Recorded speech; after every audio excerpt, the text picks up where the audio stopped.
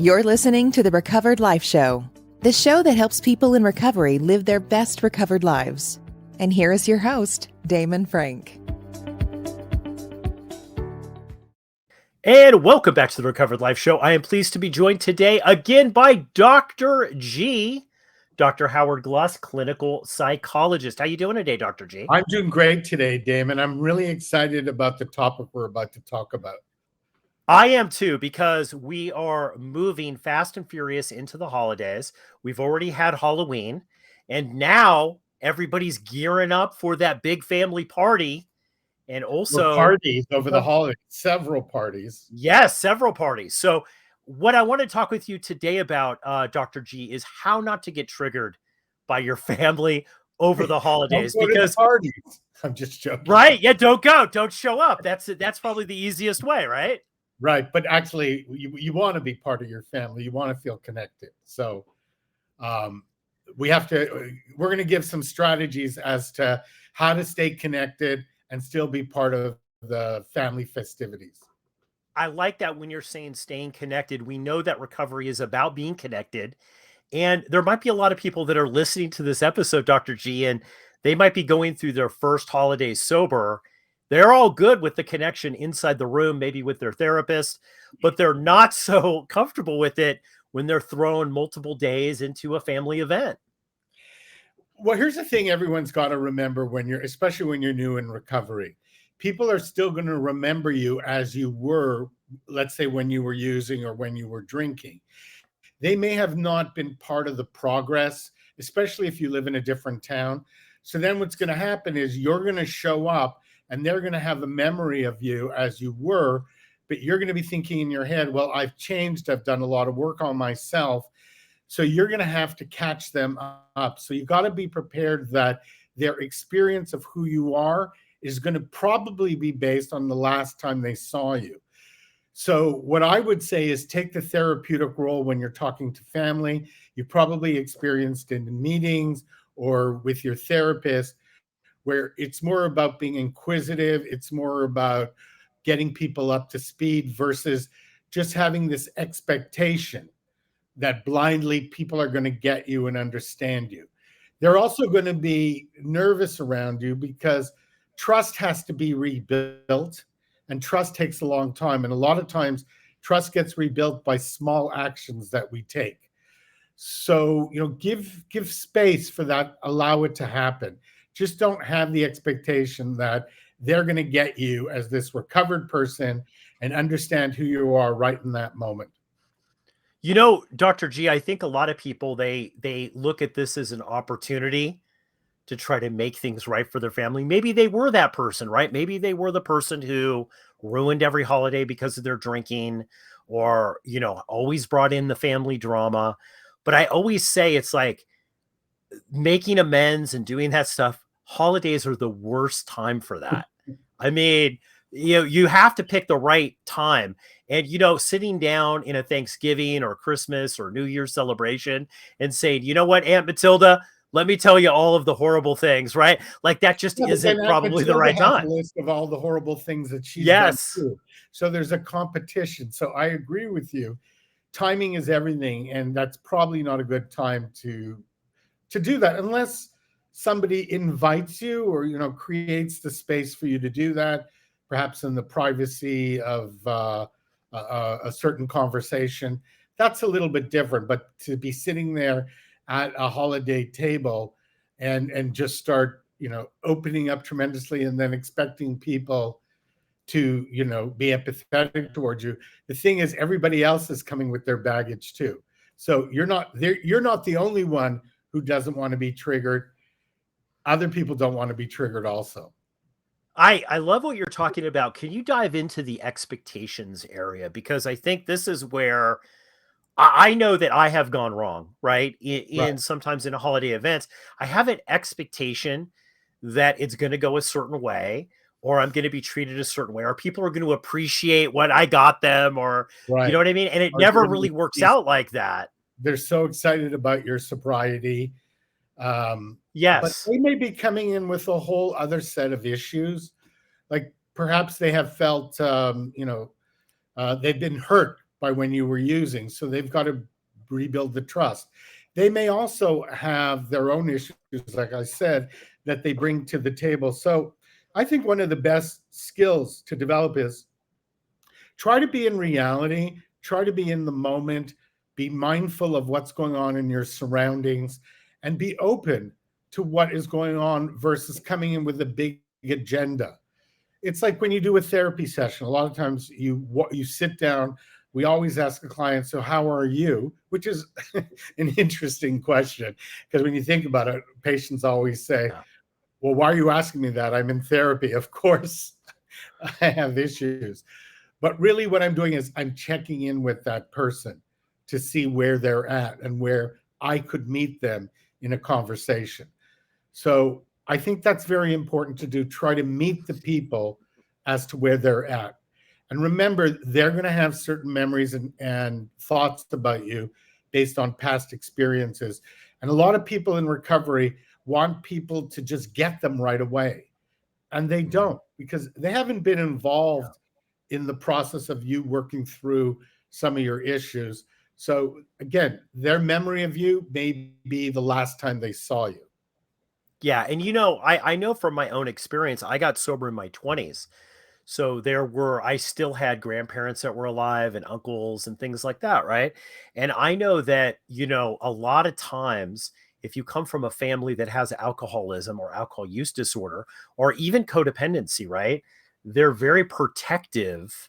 They like you being an alcoholic and coming to the family event and announcing, "Hey, I'm sober. I'm an alcoholic in recovery," triggers them. It doesn't necessarily trigger you because what does it mean to them if their grandson or son or daughter is, has an alcohol issue? Does it mean that they have it? So I think it brings up a lot of it also triggers other people. Yeah, 100%, because that's the old this happens so many times. I hear it from patients and clients. Well, I announced that I was alcoholic, and the first thing that happened is, as you said, my grandmother said, well, why don't you have a glass of wine? Because it Yeah. makes people uncomfortable, because it triggers their own stuff.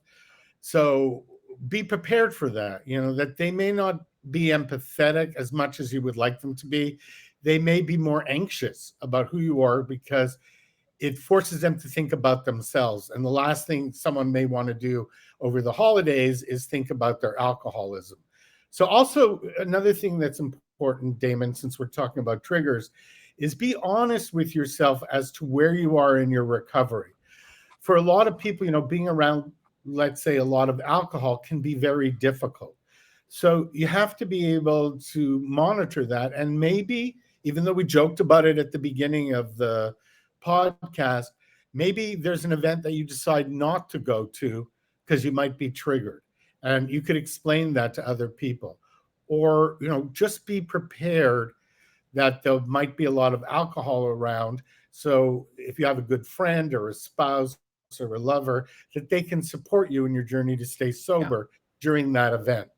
And a little thing I've done with clients that helps a lot, I always tell them, have something in your hand that's non-alcoholic. Yes. Because a lot of times it's just the act of holding on to something, almost like a little blanket when you're a kid, but actually feeling like you're holding something and you're not so separate from what's going on. That can help a great deal too. Yeah. I love that you're saying that about knowing your own where you're at, right, in your recovery process. Because I know as a coach, a lot of times I've seen this, Dr. G, that people are working in therapy, like with clinical psychologists like you, and really going deep. They're doing their 12-step thing. They've got a coach and they're doing it. And they say, you know what, I can do that, but they really can't. They're not really there yet. They can't take that pressure.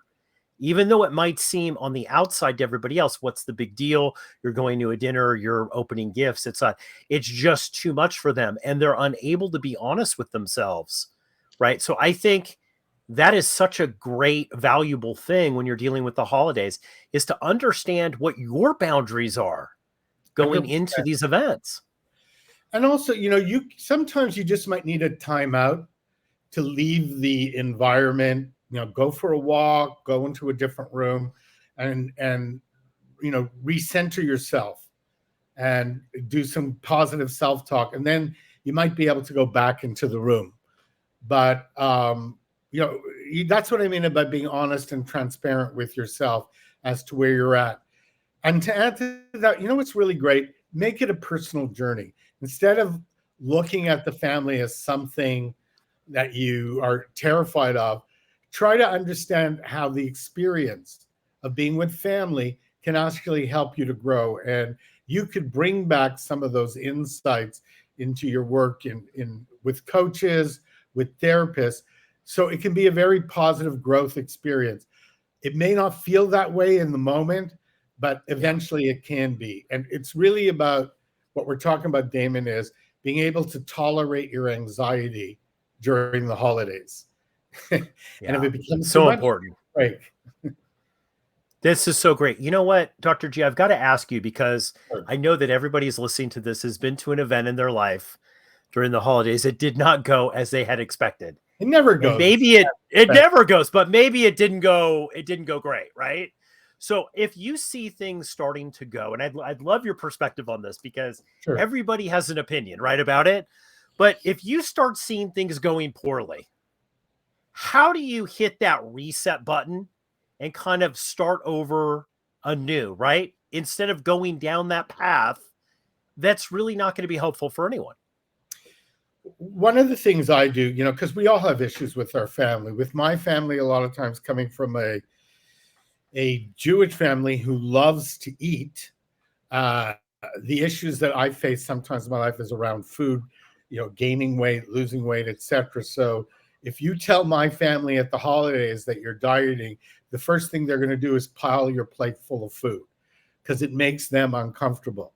So what I just use that as an example. So what I'll do to reset is I may literally leave the room, make up an excuse, and I try to, through some self-talk, figure out, what's going on with me. Because usually I'll experience some anger in those moments and feel like I'm not being supported the way I want to be supported. But what I'll realize is it's really about other people's issues, and it's tapping something much deeper inside of me. Yes. So I compartmentalize and go, you know what? When I have the space to think it through, talk to my therapist, go on a walk, talk to a friend, I'm going to be able to process it. But right now I'm going to put it in a place and like for safekeeping. But I'm going to look at it and go, eventually this is just going to make me stronger. So I always say to myself, if I'm having like a number 8 reaction to what I think is a number 2 event, I'll go, okay, it's tapping something deeper. I need to take responsibility eventually and figure out what's going on. Okay, so you heard it here first, folks, on the Recovered Life Show. An actual psychologist working through these things with his family. We're all the poster childs for mental health. We have no issues.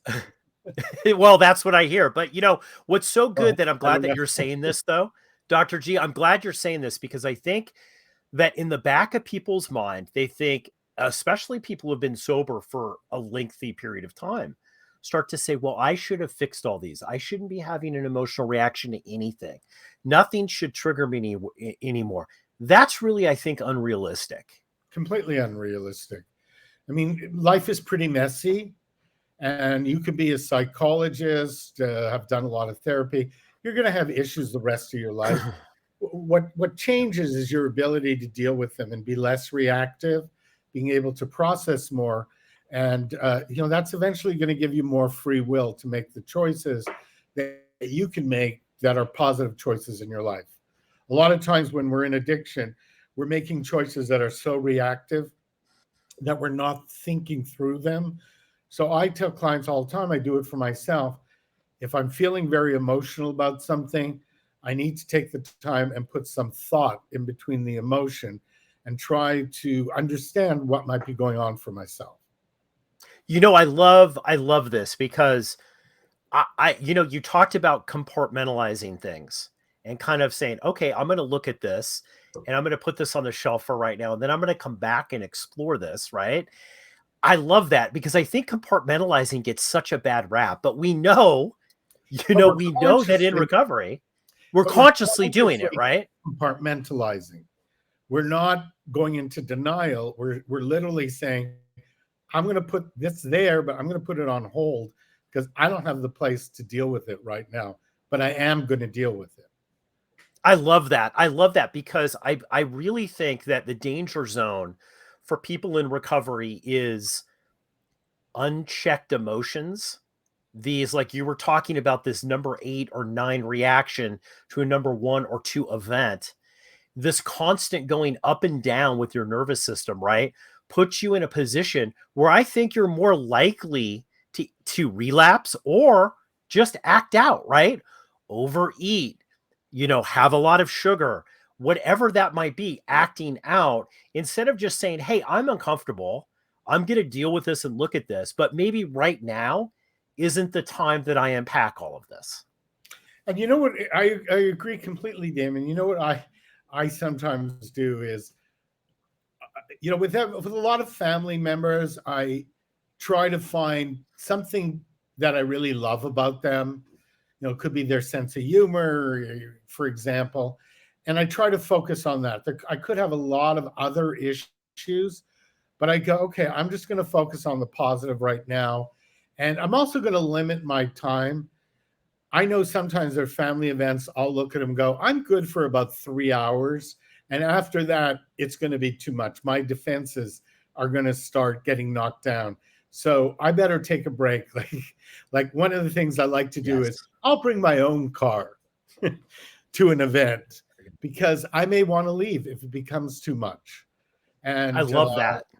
So that's where I try to control it in a positive way as much as I can. That's I love this because we talk.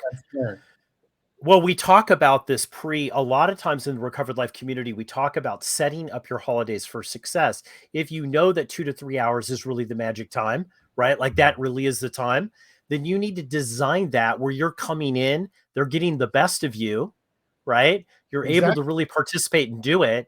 Maybe it's not something where you can spend 3 days locked in a house in Cincinnati, Ohio with somebody, right? Like maybe that's just not I tell clients all the time, doable. Stay in a hotel, find the money, Exactly. Which is very positive. Give yourself your own space, especially if you're not used to being around your family, or close friends. And if you live, let's say we're in California. If you live here, my family's actually back in Canada. I go there. It's not just my family that is, they are who they are.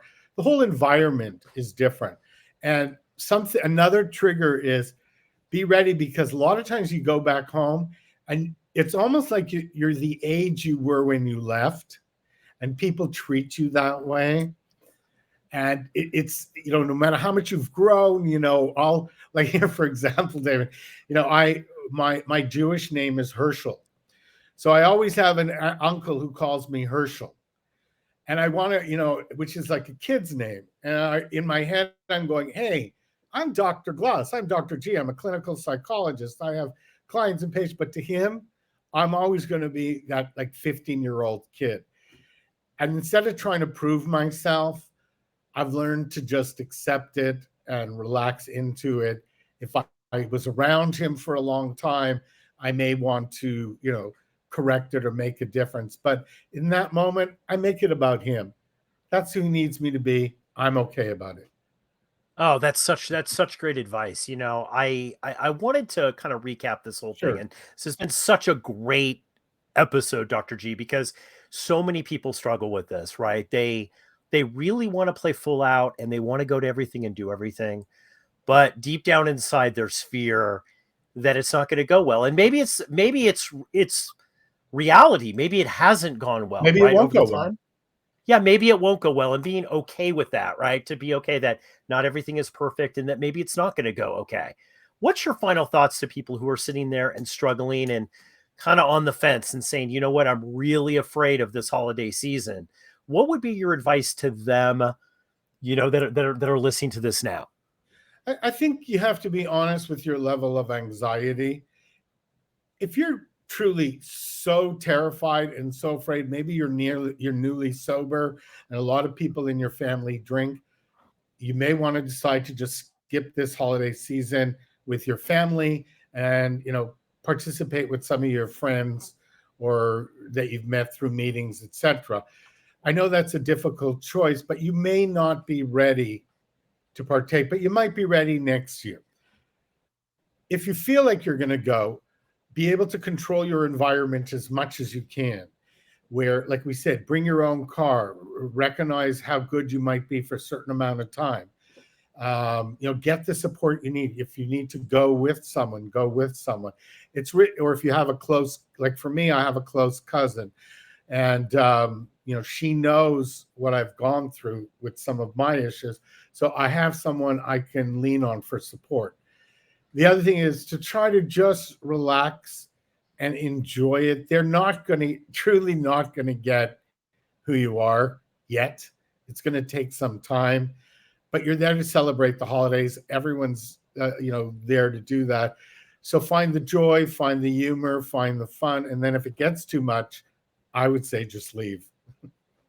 I love that. Such great advice, Dr. G. Thank you so much for coming on today. We always get such great wisdom from you. We're going to put some links to how you get to Dr. G and some tips that he's got. We're going to put on Recovered Life. So all you have to do is check out the show notes. Dr. G, thanks so much for coming on the show, and happy holidays to you. Happy holidays to you too, Damon. It's been a pleasure. Keep the conversation going. Join Recovered Life, a community of like-minded people who are looking to live their best recovered lives. Membership is free, and you can apply at recoveredlife.us.